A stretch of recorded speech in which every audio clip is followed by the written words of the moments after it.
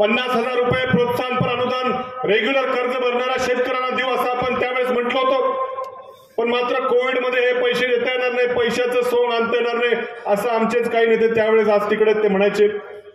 पण मात्र सरकार आपलं गेलं, नवीन आलेलं हे गतिमान बनवणारं सरकार आणखीन देखील ते 50,000 रुपये आपल्याला त्या ठिकाणी देऊ शकलेले नाहीत. मात्र मित्रांनो, बोलण्यासारखं भरपूर आहे, साहेबांचे आपल्याला मार्गदर्शन ऐकायचंय. पण मी एकच या निमित्तानं सांगू इच्छितो, 2019ला या राहुरी नगर पाथर्डी तालुक्यातल्या मायबाप जनतेने मला विधानसभेमध्ये काम करण्याची संधी दिली. आदरणीय साहेबांनी देखील मला त्यानंतर आशीर्वाद देऊन राज्याच्या मंत्रिमंडळामध्ये काम करण्याची संधी दिली. 2.5 वर्ष आपलं सरकार असताना दिवस रात्र अहोरात्र या राज्याचे धोरण तर बनवलेच, पण या मतदारसंघामध्ये देखील या मंत्रिपदाचा फायदा घेऊन काय नेमकं करता येईल याचा दिवस रात्र अहोरात्र विचार करून विकासाची गंगा या नगर राहुरी पाथर्डी मतदारसंघाच्या कानाकोपऱ्यापर्यंत पोहोचवण्याचे काम आपण त्या ठिकाणी केलेले आहे.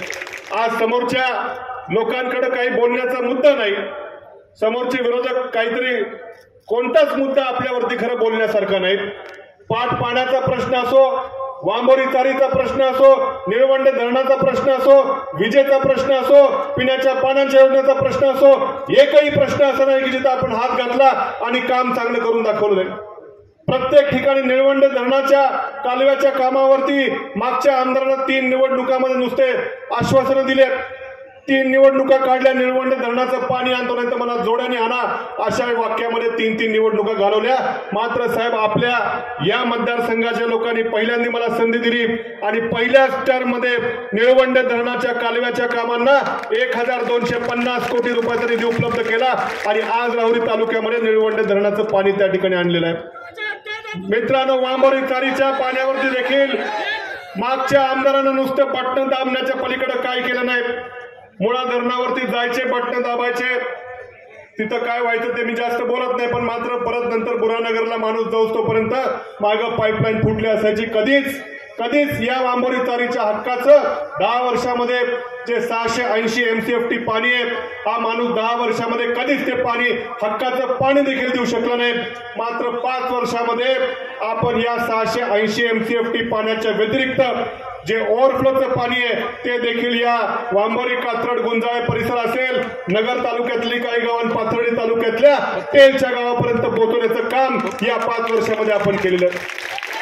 समोरासमोर चर्चेला आणा, खरं समोरासमोर चर्चेला आणा. कदाचित मी खोटं बोलेल, ते खोटं बोलतील, पण आकडे मात्र काही खोटं बोलू शकत नाही. कधी कधी ते 1 TMC पाणी या वांबोरी तारीला आपण द्यायचं काम त्या ठिकाणी केलेलं आहे. कित्येक कामं सांगू शकतो. आमच्या वरवंडी बाबुळगावचे शेतकरी या ठिकाणी असतील. सरकार जेव्हा सत्तेवरती आलं त्यावेळेस मुख्यमंत्री सौर कृषी वाहिनी योजना होती, आमच्या मागच्या सरकारने आणली होती. पण मात्र हा गडी आमचा 10 वर्ष आमदार असताना एकही प्रकल्प त्या मुख्यमंत्री सौर कृषी वाहिनीच्या माध्यमातून दिवसा शेतकऱ्यांना वीज द्यायचा इथं आणू शकला नाही. फक्त इथं बडबड त्याच्यामध्ये त्या ठिकाणी त्याच्यामधून तिकडे करण्यापलीकडे मुंबईत मात्र कधी गडी बोलला नाही. मात्र आणि या मुख्यमंत्री सौर कृषी वाहिनी योजनेच्या माध्यमातून या मतदारसंघामध्ये 4 प्रोजेक्ट आपण दिवसा वीज देण्याचे स्वतः मंजूर करून आणले आपण. आणि याही पलीकडे जाऊन सांगतो, भाजपच्या सरकारच्या काळामध्ये या मुख्यमंत्री सौर कृषी वाहिनी योजनेमध्ये सबस्टेशनच्या बाजूला ज्या शासकीय जागा आहेत त्या शासकीय जागेवरती सौर ऊर्जा निर्मिती प्रकल्प राबवायचा आणि त्या माध्यमातून त्या सबस्टेशनच्या बाजूच्या लोकांना दिवसा वीज द्यायची हा प्रकल्प होता. मी स्वतः ऊर्जा राज्यमंत्री असताना सचिवांशी बोलून त्याच्यामध्ये काही बदल केले. शासकीय जागा सगळीकडे उपलब्ध होत नाहीत, मग शेतकऱ्याच्या काही खाजगी जागा असतील त्या देखील या योजनेमध्ये जर आपण घेतल्या तर त्या शेतकऱ्याला एकरी 50,000 रुपये साधारणपणे वर्षाला भाडं जर तो द्यायचं महावितरणने आणि त्या शेतकऱ्याने ती जमीन, खाजगी जमीन देखील महावितरणला भाडेपट्ट्याने दिली तर तिथं देखील हे प्रकल्प राबवण्याचं GR हा मी स्वतः ऊर्जा राज्यमंत्री असताना सचिवांशी बोलून हा देखील GR आपण आणला आणि आज कित्येक प्रकल्प असे पाईपलाईन मध्ये आहे. मी खात्री देतो आपल्या पुढच्या 5 वर्षाच्या कालावधीमध्ये जसं वरवंडी, बाबुळगाव, दामोरेचे शेतकरी आमचे दिवसा विजेचा लाभ घेतात, या मतदारसंघातल्या कित्येक गावामध्ये पुढच्या 5 वर्षामध्ये आपल्याला शेतकऱ्याला दिवसा वीज त्या ठिकाणी द्यायची. मित्रांनो, हे विकासाची कामं आम्ही 2.5 वर्ष 5 वर्षामध्ये कधीच विकासाच्या कामाच्या व्यतिरिक्त कधीच डोक्यामध्ये दुसरा काही भाग आणला नाही। पण एकच गोष्ट सांगतो, समोरच्या उमेदवारांना माझ्यावरती बोलण्याचं काही त्या ठिकाणी कुठलाच मुद्दा, विकासाचा कोणताच मुद्दा नाही। या मूलभूत प्रश्नांना, प्रत्येक मूलभूत प्रश्नाला हात घालण्याचं काम 5 वर्षामध्ये मी केलं। पण मात्र मित्रांनो, एकच गोष्ट तुम्हाला या ठिकाणी आवर्जून सांगतो की आमदार म्हणून काम करत असताना आपण जी संधी मला दिली, मी कधीच या पदाची किंवा मंत्रिपदाची सत्ते डोक्यामध्ये कधी हवा त्या ठिकाणी आणू दिली नाही। कायम सातत्यानं मी विकासाचीच कामं करण्याचा प्रयत्न केला। कधी या मंत्रिपदाच्या माध्यमातून याची जिरवतो, त्याची जिरवतो, याच्याकडे बघतो, त्याच्याकडे बघतो, असं मात्र कधी केलं नाही मी कधी काय। कारण आपण हे जर करत बसलो असतो तर हा एवढा मोठा विकास आपण कधी करू शकलो नसतो। मात्र समोरच्या उमेदवाराचं आपण जर बघितलं, कामगिरी बघितली, 10 वर्षामध्ये आमदार इथं असताना नेमकं एखादं ठळक काम सांगावं, एखादं ठळक काम। आज वेगवेगळ्या मुद्द्यावरती ते विषय भरकटवतात, पण विकास आमदार म्हणून विकासाचं कोणतं काम समोरच्या उमेदवारांनी केले, एखादं ठळक काम त्या ठिकाणी सांगावं। मी मगाची सांगितल्याप्रमाणे निळवंडे धरणाचं पाणी आणू शकले नाहीत, वांबोरी चारीच्या ह्याला न्याय देऊ शकले नाहीत, मुळा धरणाच्या डाव्या उजव्या कालव्याच्या पाण्याचं नियोजन करू शकले नाहीत, सदर आवरीचं एसटी स्टँड त्या ठिकाणी करू शकले नाहीत, काही त्या ठिकाणी कोणताही मोठा प्रकल्प इथं आणू शकले नाहीत। मात्र 10 वर्षामध्ये फक्त याची जिरव त्याची जिरव, याच्या पलीकडे काही या मागच्या आमदाराला करता आलं नाही। 2.5 वर्ष मात्र झोपलेले होते, आता निवडणूक आली की मात्र त्या ठिकाणी उड्या मारायला लागले। मित्रांनो, या निवडणूक आयोगाचा एक नियम असतो। निवडणूक आयोगाच्या नियमानुसार प्रत्येक उमेदवाराला, माझ्यासह सगळ्या उमेदवारांना आपल्यावरती काय काय गुन्हे आहेत या गुन्ह्यांचा तपशील पेपरमध्ये जाहिरात देऊन त्या ठिकाणी करावा लागतो, पेपरमध्ये जाहिरात देऊन। माझ्यावर देखील एक ईडीचा गुन्हा आहे, तर तो ईडीचा गुन्हा आमच्या सर्व विरोधी पक्षाच्याच आमदारांवरती आहे, त्याच्यामध्ये काही नवीन नाही।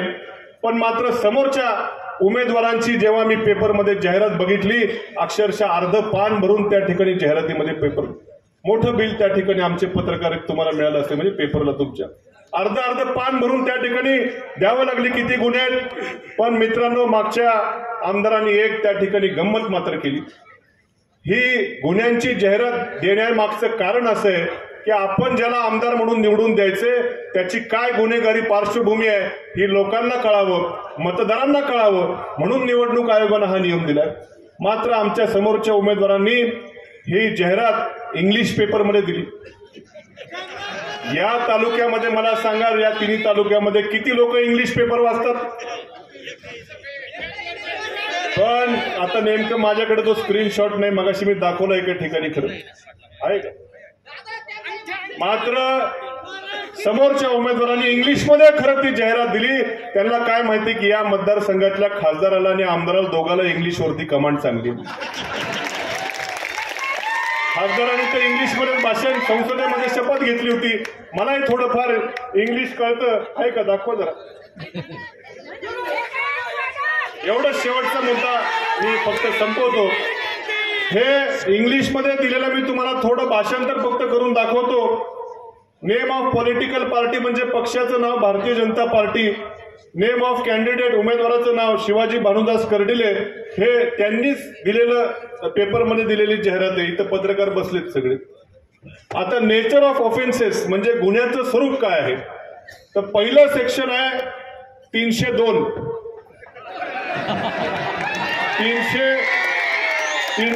म्हणजे मला साहेब मागच्या एका सभेमध्ये मी असं वाचून दाखवलं, एक जण म्हणलं 302 म्हणजे हाफ मर्डर, मी म्हटलं हाफ नाही, म्हटलं फुल मर्डर असतो तो 302।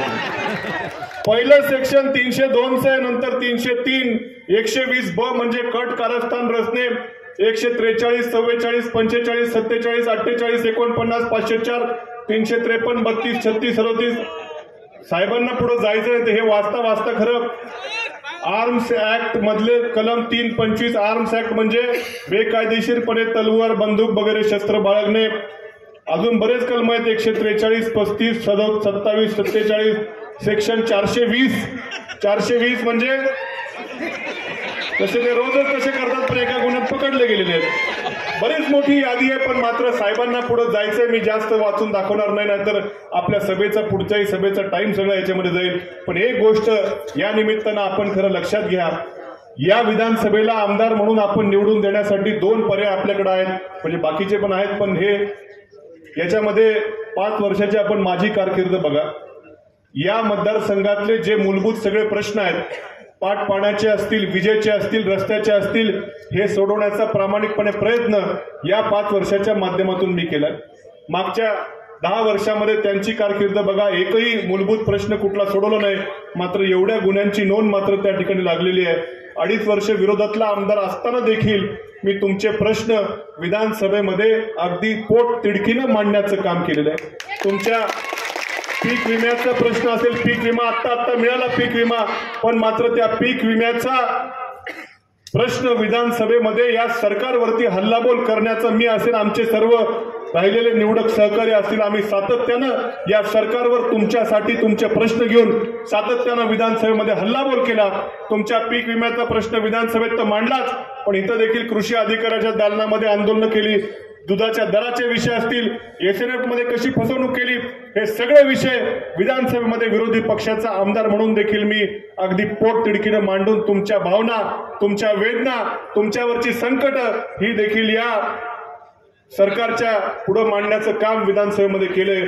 आपण या निमित्तानं या दोनही उमेदवारांची तुलना आपण जर केली तर मला खात्री आहे, तुमचे प्रश्न विधानसभेत मांडणारा, तुमच्या विजेच्या, पाण्याच्या, रस्त्याचे मूलभूत प्रश्न सोडवणारा आमदार तुम्हाला पाहिजे, की या गुन्ह्याची न संपणारी यादी, लांबलचक यादी अजून वाढवणारा आमदार त्या ठिकाणी पाहिजे. याचा निर्णय या राहुरी नगर पाथर्डी मतदारसंघाची सुज्ञ जनता घेईल. आणि आपण हा सुज्ञ विचार करून मला पुन्हा एकदा विधानसभेमध्ये आपली संधी, आपलं सेवा करण्याची संधी द्याल.